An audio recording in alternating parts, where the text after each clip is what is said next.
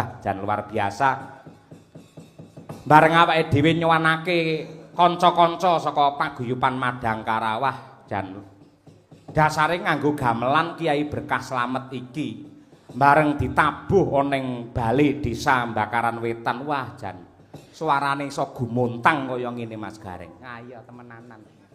Dasare sing nabuh ya sik nom-nom, sik cakrak-cakrak bagus-bagus, le nabuh ya prigel kompak. Iya, kuwi lek melek. Ayo. Melek no arang-arang turu kuwi ora. Yang ngene ra mesti oleh ya nggih. Ewadine ingkang sowan para kadang-kadang Widuwati utawi Waranggana utawi sinden. Nah, menika wonten nenem ingkang sisih kula menika mepet kalian dalangipun menika pulunan kula utawi ponakan kula. Mijil saking Laladan Tulungagung ingkang nembe nggayuh kawruh ngudi ngelmu wonten ing kampus UNS. Lagi nyecep kawruh. Ya sok nyecep ya sok di nyecep kawruh sinau dhisik yen wis kawruhe akeh ditularne ning kanca kancane. Ngono lho. Alah. Sapa, Truk? Nimas Ayu Winong Nawangsih. Wah, jan. Bocahe jan ayu, blalak-blalak mripate. Ha iya, nyenengake blongor-blongor. Ha iya, bejane sing duwe sok. Iya. Ya urung karuan. Wong bebrayan iki ukurane ora mung ayu tok. Ayu yen mung lair tok ora tekan batin. Iki ning omah kaya neraka gitu. Sing digoleki iki wong wedok sing ayu lair tekan batin. Lah, sing ngerti ya kanca kancane iki, Mbak Winong iki ayu lair batin apa ora, sing ngerti ya sebelah-sebelahe kuwi. Ngono nggih. Pripun Mbak Birgita, Mbak Dian, Bu Kesi, Mbak Tuti, Mbak Lia, menika Mbak Winong menika ayune lair batin apa mboten? Kancane ngentahi wong sak ret rene sing ayu lair batin. Ayo.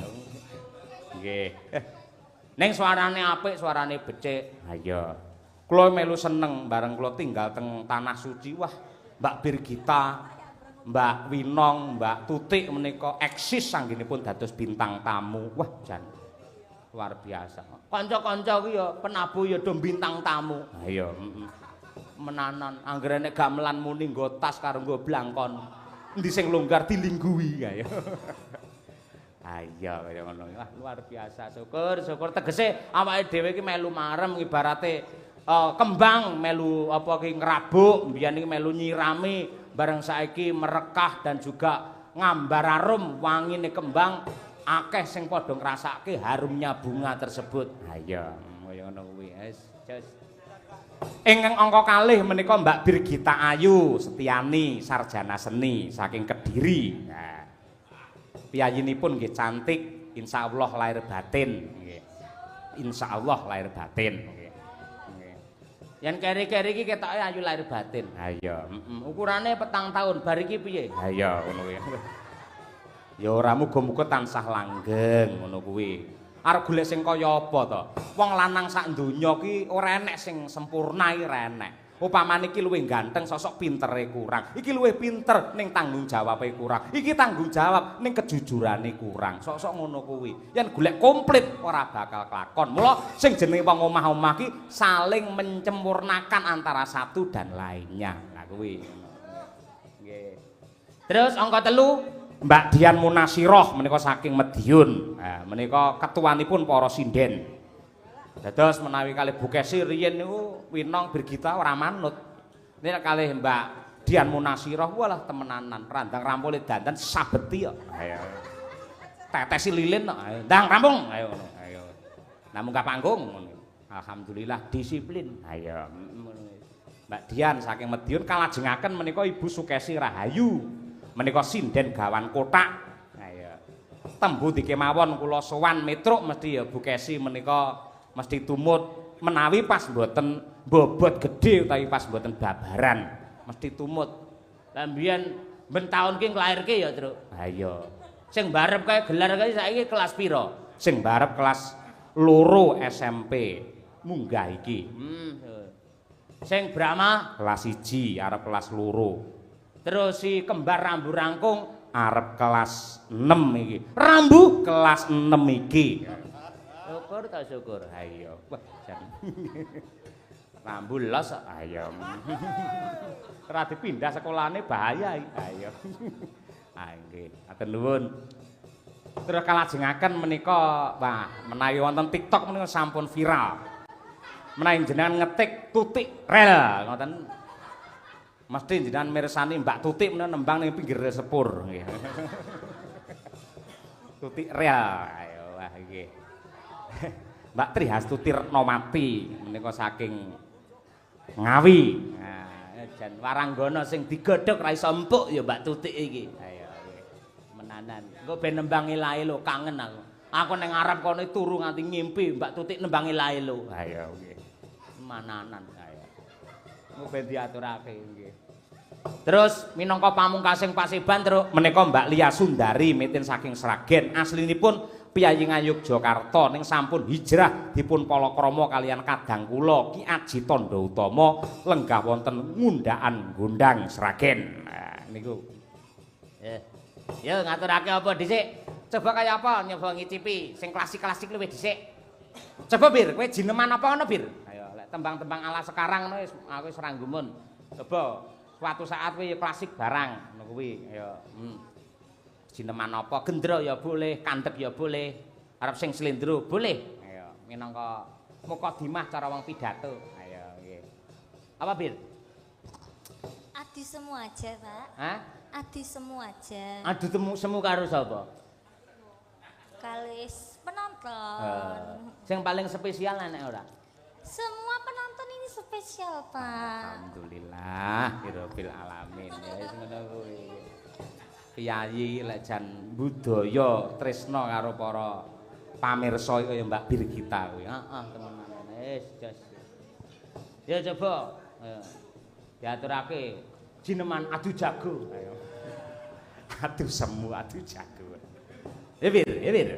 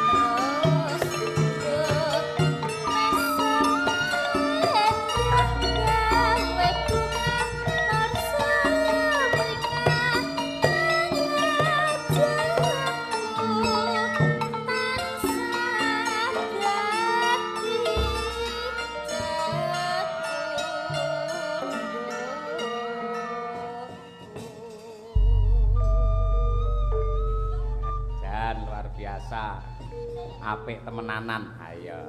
Nek ora wis pisan-pisan ae ora nggih.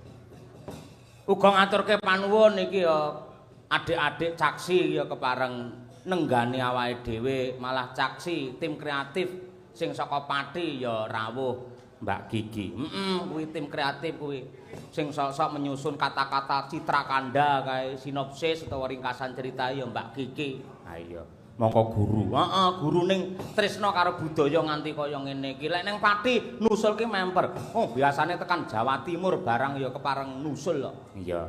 Karo Mbak Nadia. Ya wong loro kuwi tim kreatife. Sing piye carane awake dhewe iso eksis ning medsos ya wong loro kuwi. Iya. Pinter. Heeh, sing tukang apa kuwi njukuhi gambar ngupload awake dhewe pas mlaku ngono kae wong loro karo bojoku. Ya wong loro kuwi. Ha iya. Wis matur nuwun ingkang tanpa upama. Lan awake dhewe rekake ya melu-melu kaya piyayi ing Bakaran Wetan mriki anggenipun nganakaken suran. Tegese wonten sanggar kula kerjasama kalian warga setempat. Yen biyen kula ngawontenaken pagelaran wayang ngoten niku sok-sok niku ditentang kalian warga sekitar. Ning alhamdulillah sakmenika sampun manunggal tetunggalan dadi siji anggene ngrembakake budaya. Mila tenggen desa kula Kampung Wayang Jaten Karanganyar mriku Bapak Ibu ugi ngawontenaken suran Kampung Wayang yang keempat dipun wiwiti saking tanggal 28 Juni ngantos tanggal 4 Juli. Pirang dina wi? 7 bengi berturut-turut. Anggarane ora usah takon anggaran. Waton wong duwe niat ingkang tulus lan suci mesti pangeran paring pambiyantu. Lah kaya ngono kuwi.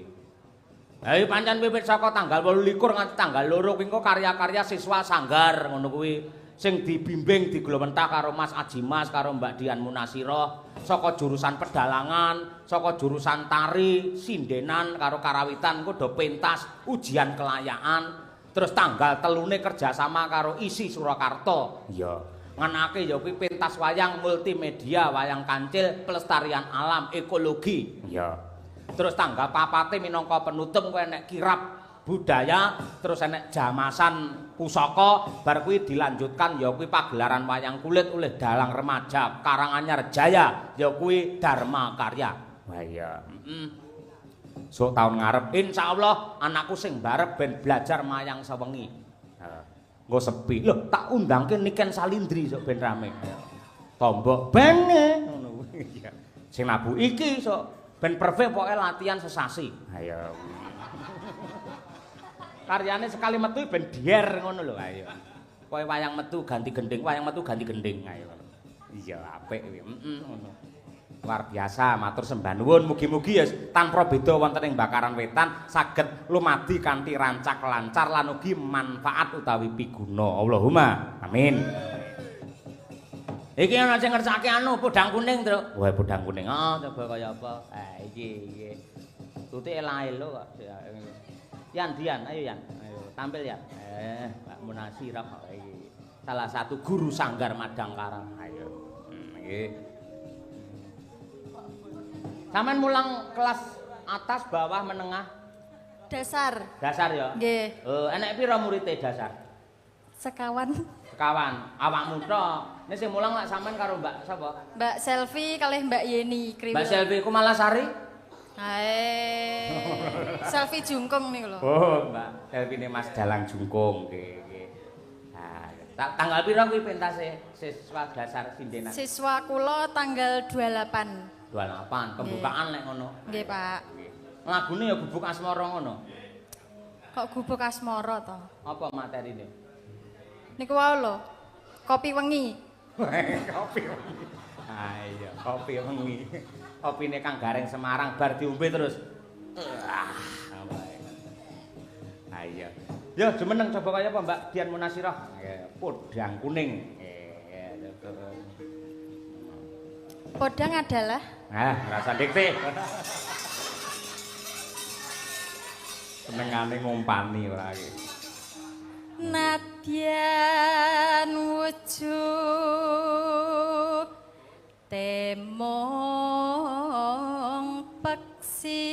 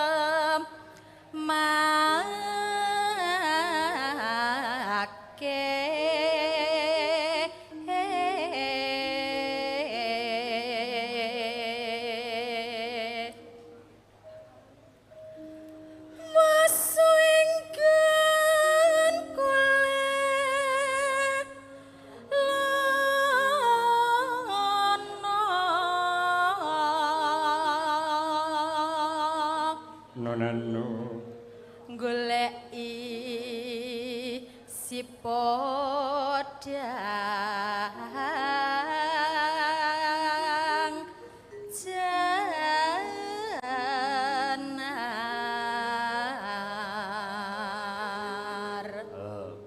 Modal nembang podang kuning mobil anyar. Ayo.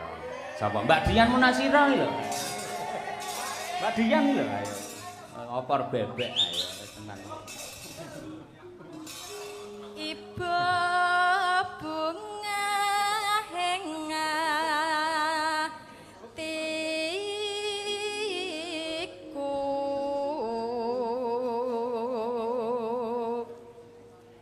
nyanding bisa dadi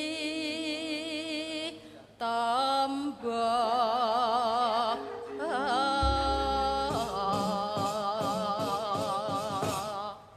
Iki ya seragamnya anyar kian. Anyar. Bah angger pentas kok anyar. Loh, niki angger bar pentas di gua Pak seragamnya, Pak? Ora mah itu pancen sinden iki raupe seprit kok. Ayo. Pas laris itu jan le kemaki. Ya sing dipikir aja mung sinden to Bu Kesi Mbak Dian. Iki lho aku iki dalang 5 tahun irung salin. Ayo. Yoga lho, coklat ora, putih ora. Iki anyar iki bis kabeh pengrawit iki anyar iki. Luwih anyar bis kabeh pengrawit timbang ngene dalange. Ayo nggih. Kaya ngene wong wedok nggumun. Wong arepe pengajian ngene kudung ya kudu anyar. Ayo. Arepe PKK ngono kudunge ya anyar. Sawangen wong lanang ngae kopiah ya luwekoh ngono kuwi. Ayo.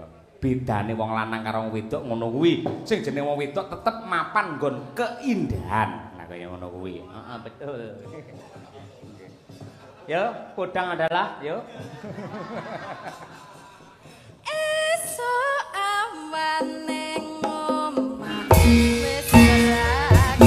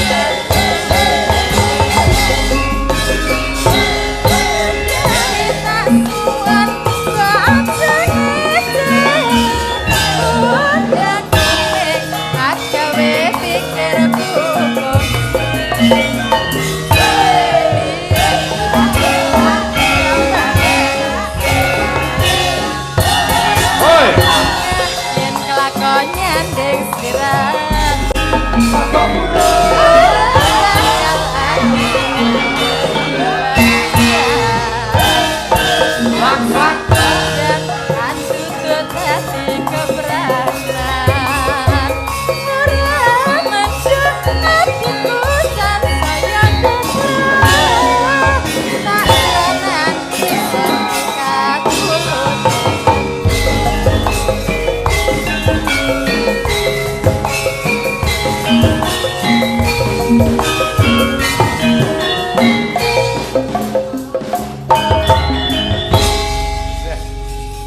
Matur sembah nuwun ing tanpa upama. Ayo, jan.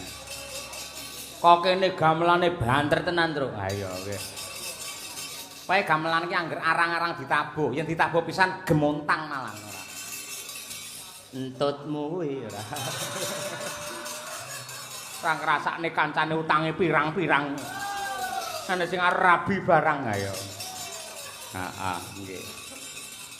Sok tangga 28 ning Growong. Lakone apa? Lho, kowe setere sok. Apa iso aku setere? Lakone Bagong bangun desa. Aku lek kowe ora setuju, aku senengku mbangun titipan sepeda aku gelem aku. Wis to, sok garap gending isine buka rebab terus. Jah. Anak-anak ae. Yo pamundhut kok yo. Ya wis ora apa-apa. Bintang tamune, wo bukan main dari Sekar Gadung. Yo. Lali aku sapa kae.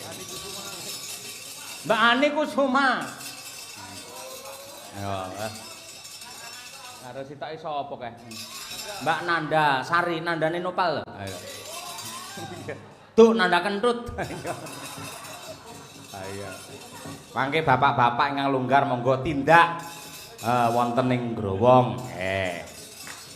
Dalam rangka kagungan kersa mantu wonten mrika sesarengan Madangkara melih. Ya, matur sembah nuwun ing tanpa. Mbak Tutik coba. Mbak Tutik rel, ayo. Sing apik ti momong ditenggani karo Bu Kastiah. Bu Aja Kastiah ki ibune Swargi Aribadra. Oh. Iki sing lenggah ning sebelahe Mbak Lia kuwi Bu Kastiah.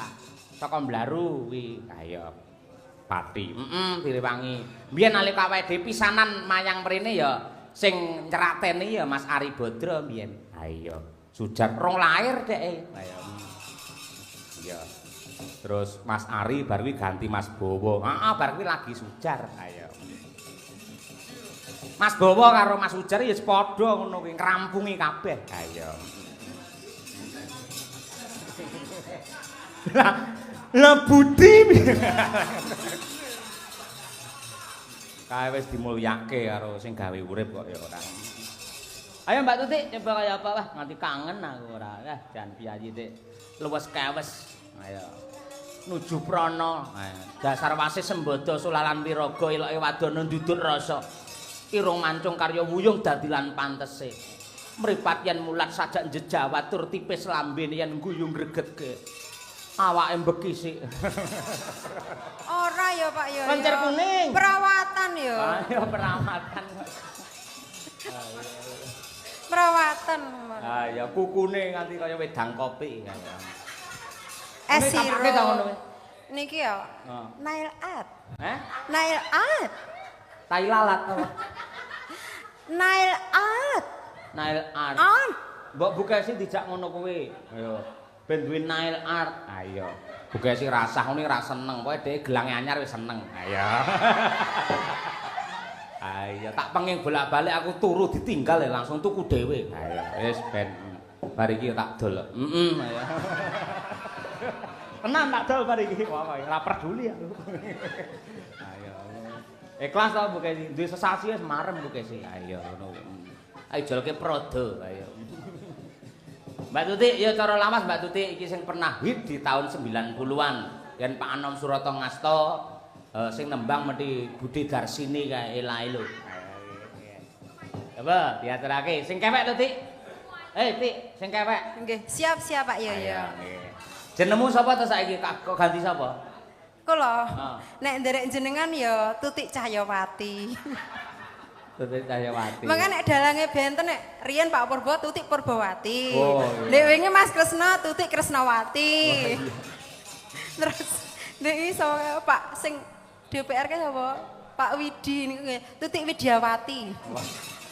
Apik jenenge pirang-pirang menange goleki polisi. Ayo. Disesuaikan kali kahanan Pak Yoyo. Cocok. Ya ngono ki sing apik. Tutik rel. Ayo. Maka ta diutaraken monggo. Elailo Mbak Tutik Tri Hastuti Asidatama. Yuk. Ora ah.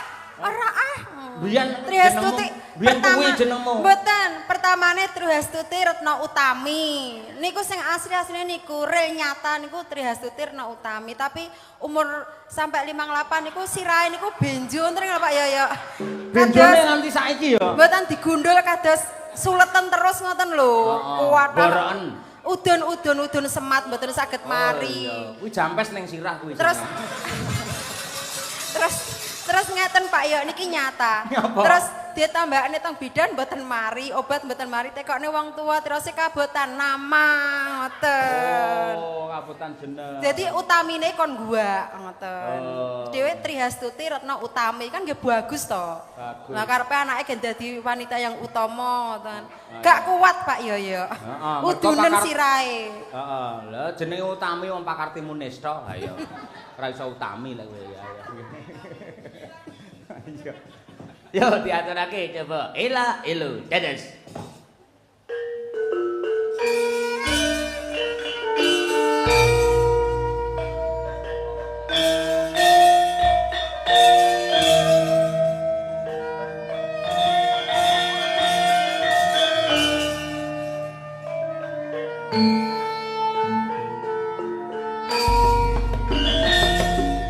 Hop.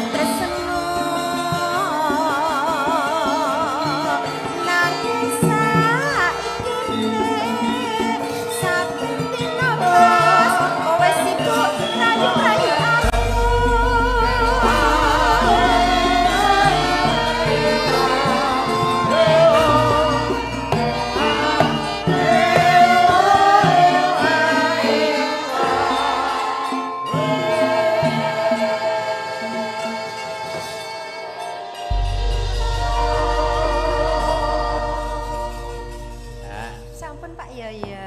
Ela-elo ki Tutik karaktere kecekel tenan. Ya. Jan iso mubal babal kae. Ayo. Dedet Irawati ngakak ayo. Mbak Tutik jan karismane yen ela-elo oleh.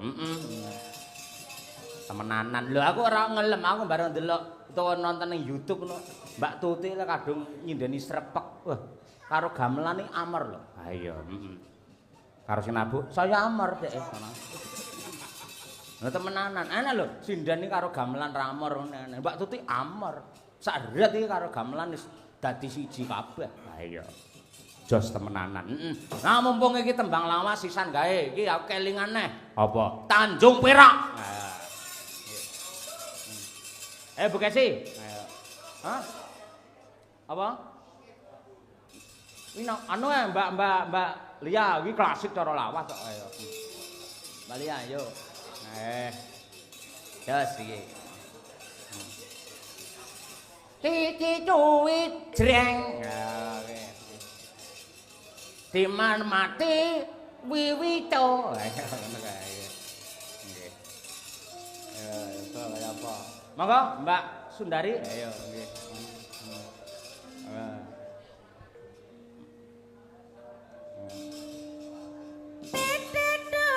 Oh. Damar mati mulia Siti lunga pasti mati samar mati Do re mi sol Rebak awas.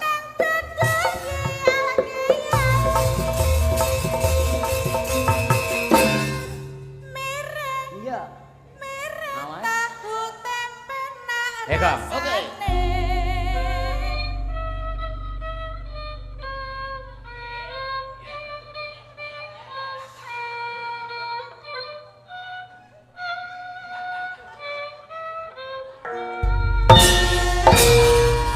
Waktu terang bulan udara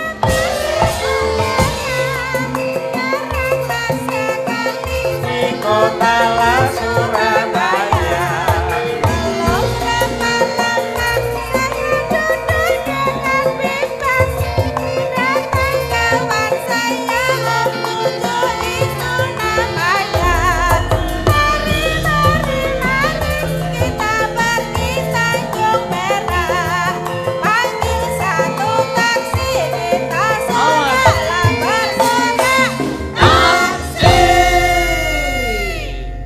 Tanjung Perak, Tapi laut siapa suka oleh oleh ikut. sama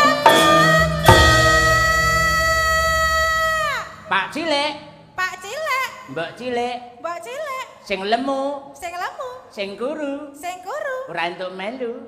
rentok melu, Ayo mesake ayo. mangga tindak Tanjung Perak, Tanjung Perak, Kamilah, siapa suka Wah, ya. Oi. jangan lupa Tanjung Perak. Tapi oh, oh yeah.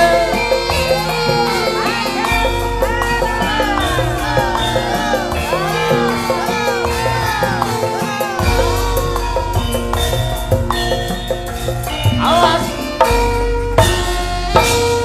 Waktu terang bulan udara bersinar, janganlah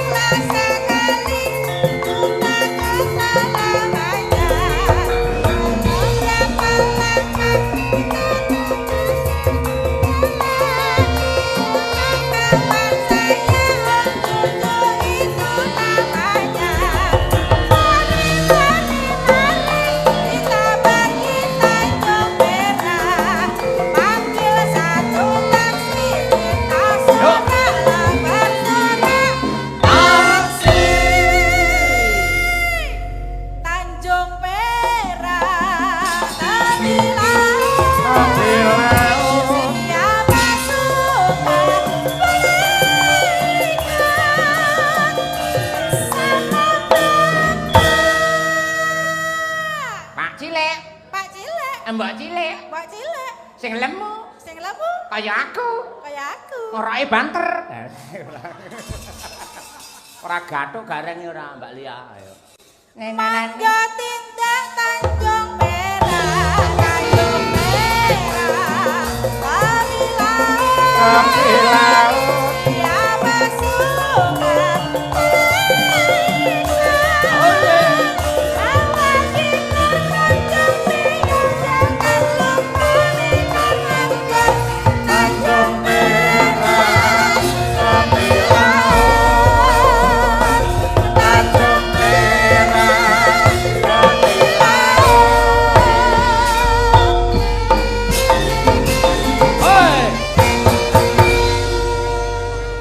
Waktu datang bulan, terang bulan nyok.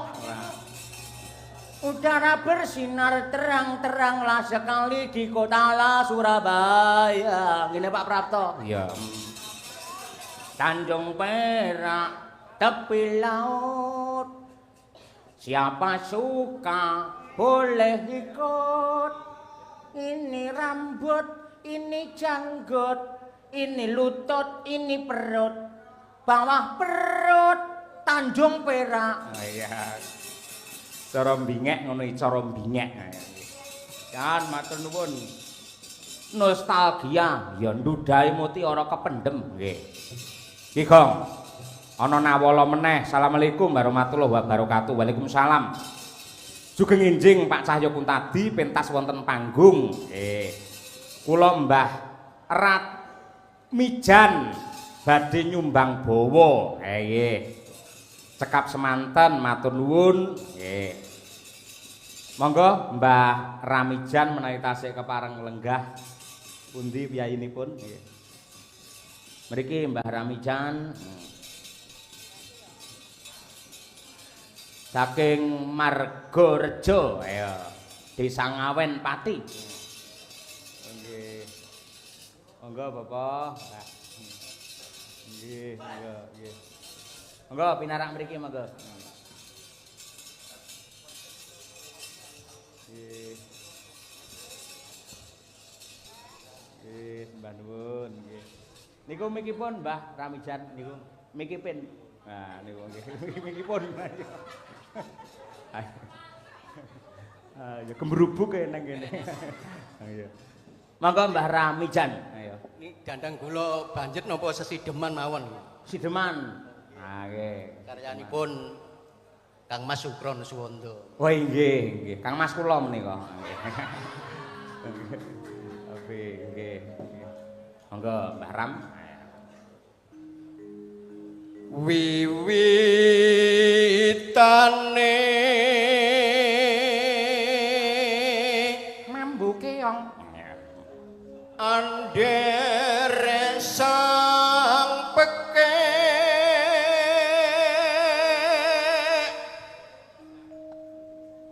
priya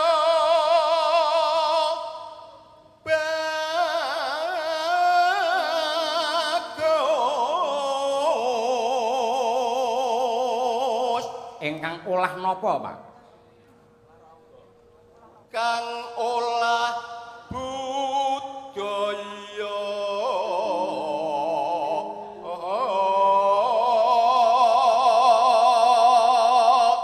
Sewanteng pundi Pak Ramijan?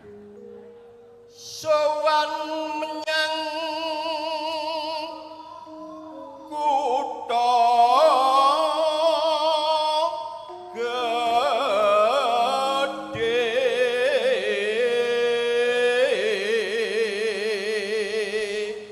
Bendaranipun kados pundi, Pak? Bandara terus kayung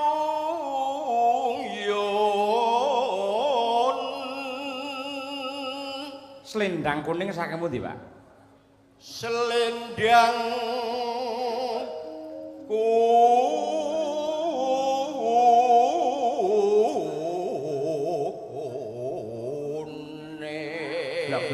Blak. Wah, jos. Nggih. kang saking wuke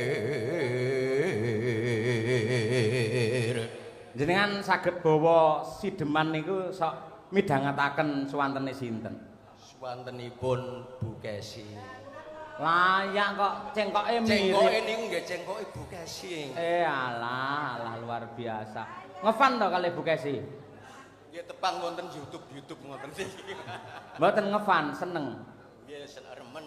Remen, nggih sami kula nggih remen apa-apa. Remen suwantene nggih kula nggih. Lah nggih kula nggih swantene. Kula riyen kedanan kali Bu Kesi perkara swara, nggih. Nusul teng pundi pundi nanggere rung menyura pelok barang terus repek durma niku kula dereng marem rene. Nggih. Nggih to, Pak? Nggih. Nggih.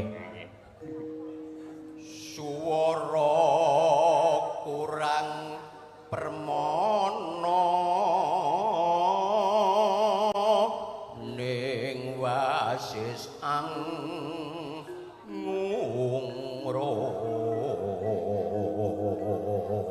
Sik, lek niki rada beda kali Bu Kesi cengkoke.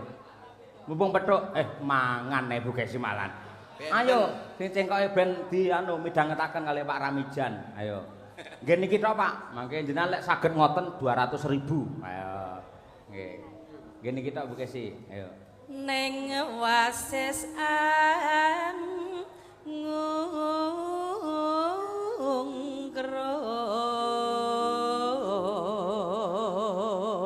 Bisa ngono tunai 200.000. Ayo.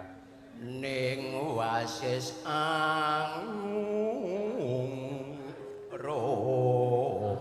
saged ta? Mboten saged.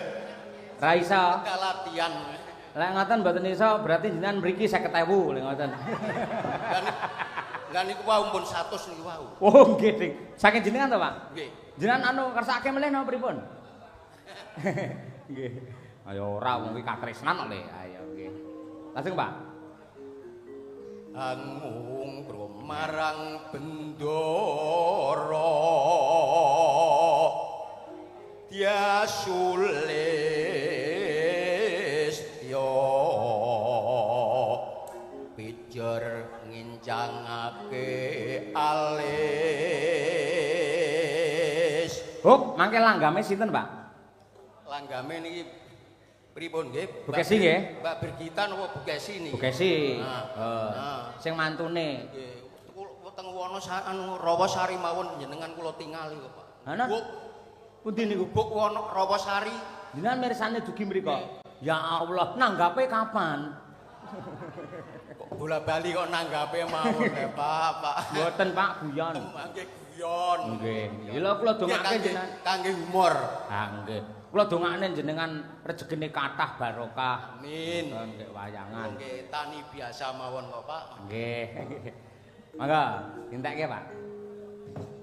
Terus rasa sideman.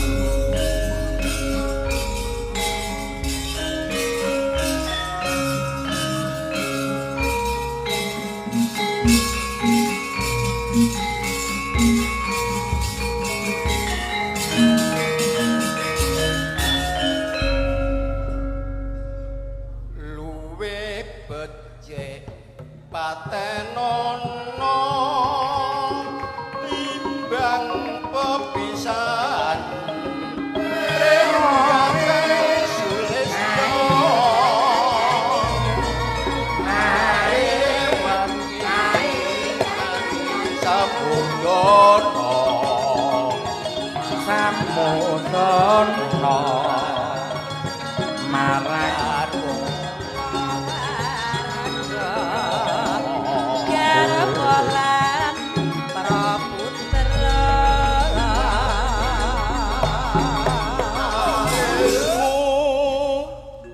Oh, sabar Pak, sabar. liwat kincange alis rasa agandang rasane ngatiku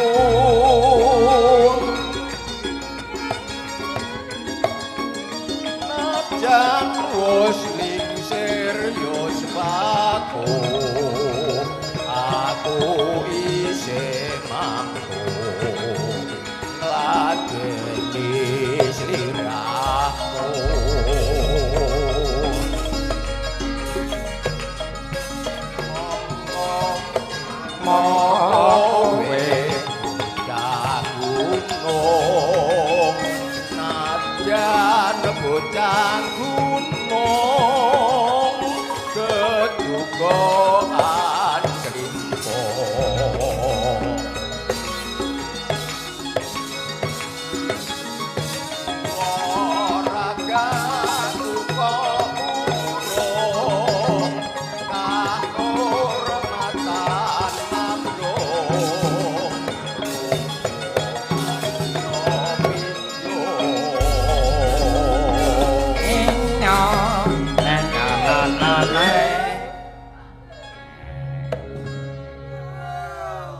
ngrasake dindang nekur kali sinden, Pak. Nggih.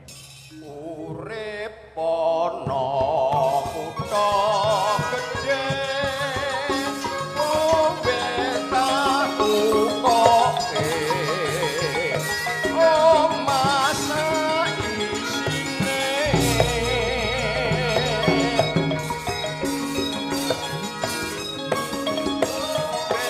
apa-apa wae najan sesinggeman mesti tahu Ada Kara.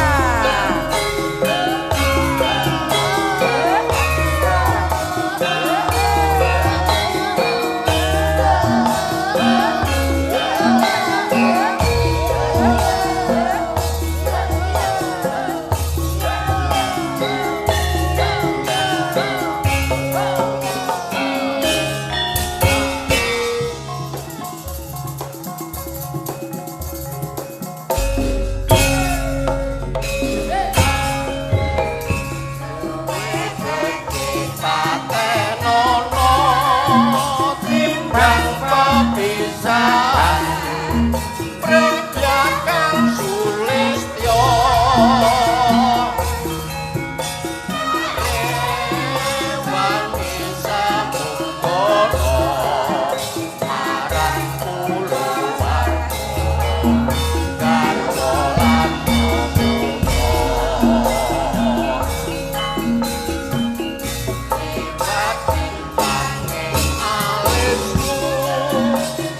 Poso anggagan rasane atiku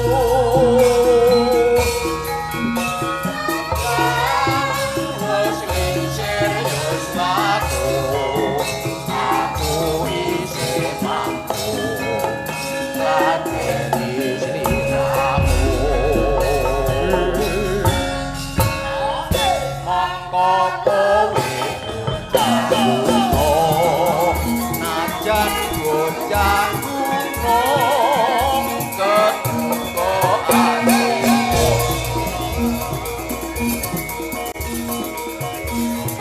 orang karuko kahormatan manglo hubungan yo pijo Urip ana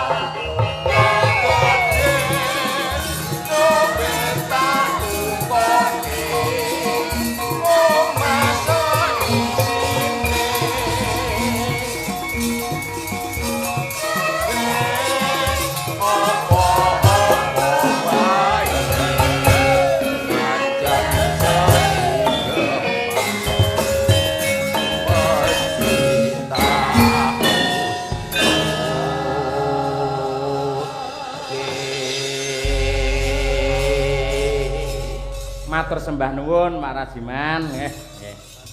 Katresnanipun nggih. Mugi-mugi tansah pinaringan panjang yuswa kebak barokah. Raketang siji tembang ala sekarang truk. Iya, Coba Mbak Winong, Mbak Birgita, Mbak Dian, Mbak Trihastuti, cukup iki panggunge. Ayo. Men tampil bebarengan. Ayo. Tembange manut karo arek-arek.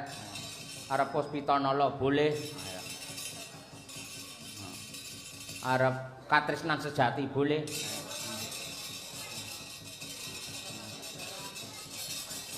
Apa Bir? Hah? Sumanding? Oke, Sumanding. Ayo. Yo, teko. Cah papat pisan. Ayo. Oke. Yo.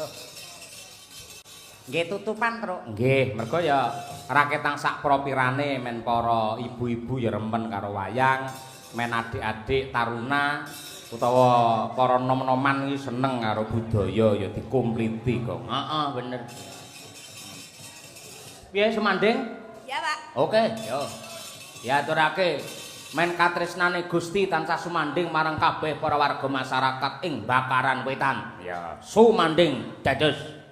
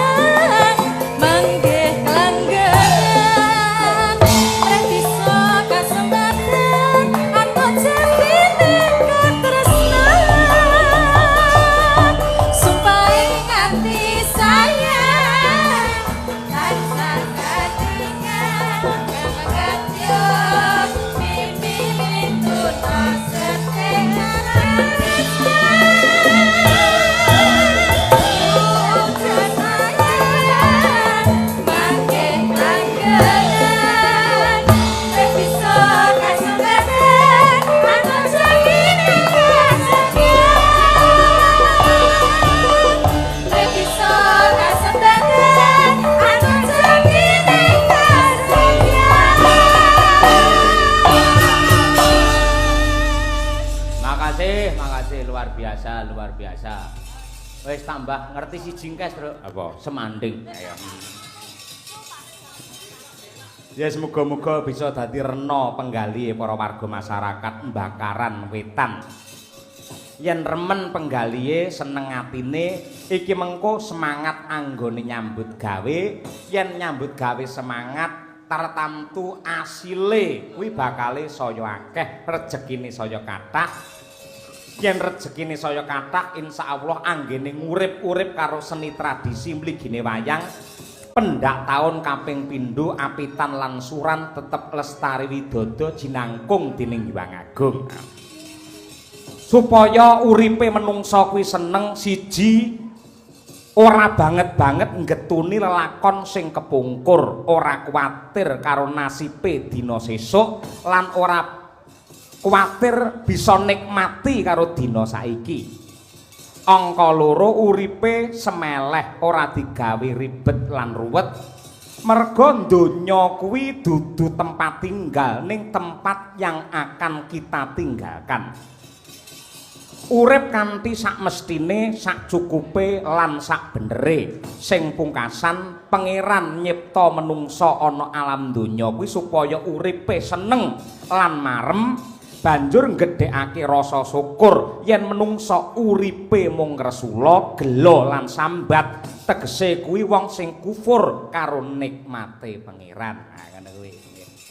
Ngono ya, Truk? Nggih, ngoten niku. Kathah kalapatan nyuwun pangapunten, ya mbajutne gelar cerita. Ayo. Para besang semara bangun Patung